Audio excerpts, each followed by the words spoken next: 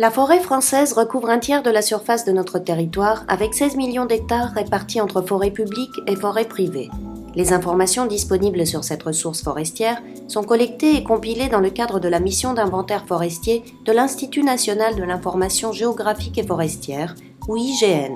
Son objectif, recueillir toutes les données possibles en termes de peuplement et d'essence de bois, la flore et le sol, en un lieu donné. Nicolas Robert, chargé de mission, nous explique comment est préparée une opération pour la collecte d'informations sur le terrain. La photographie infrarouge couleur nous permet de distinguer les différentes essences et faire en particulier la différence entre des feuillus et des conifères.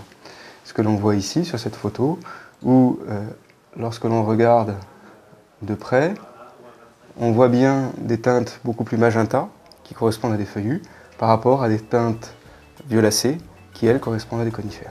Claude Vidal, directeur général adjoint de l'IGN en charge des forêts, nous montre comment ces informations sont utilisées et validées sur le terrain.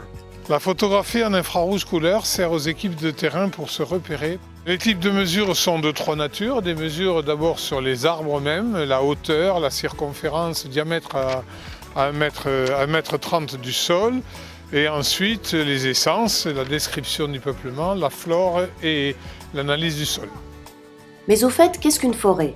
La définition internationale de la FAO nous indique que c'est une zone où plus de 10% du sol est couvert par le houppier, la partie aérienne de l'arbre. L'origine entre forêt publique et forêt privée est une origine historique qui remonte assez loin en France. Il y a trois types de forêts en fait. Il y a les forêts qu'on appelle forêts domaniales, qui étaient propriété de l'État, qui étaient essentiellement des anciennes chasses royales ou du domaine royal, qui ont été transférées en gestion à l'Office national des forêts par l'État. Il y a ensuite des forêts qui sont communales, qui appartiennent donc à des collectivités territoriales, qui en sont les propriétaires et qui confient la gestion à ce même Office des forêts.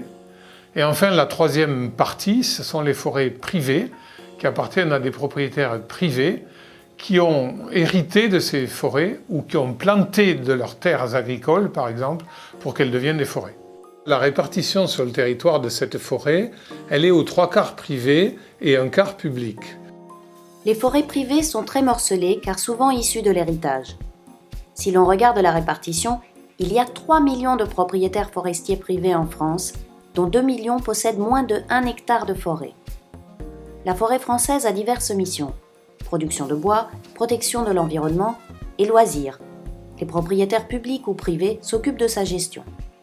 Les propriétaires privés peuvent bénéficier de l'aide technique des CRPF, qui sont les centres régionaux de la propriété privée, forestière privée, qui aident certains propriétaires qui le souhaitent à mener leur gestion de façon la plus durable possible, avec l'aide d'un plan simple de gestion par exemple. Pour une bonne gestion de la forêt, l'accessibilité à la ressource est fondamentale. Il faut construire des routes forestières. En forêt publique, l'Office des forêts s'en charge, bien entendu, en tant que gestionnaire. En forêt privée, il y a des aides de l'État et il faut aussi construire des routes forestières pour accéder plus facilement à cette ressource. Bien qu'ayant des gestions différentes dans leur exploitation, forêt publique et forêt privée aspirent toutes deux à optimiser la ressource et la disponibilité de nos bois sur l'ensemble du territoire.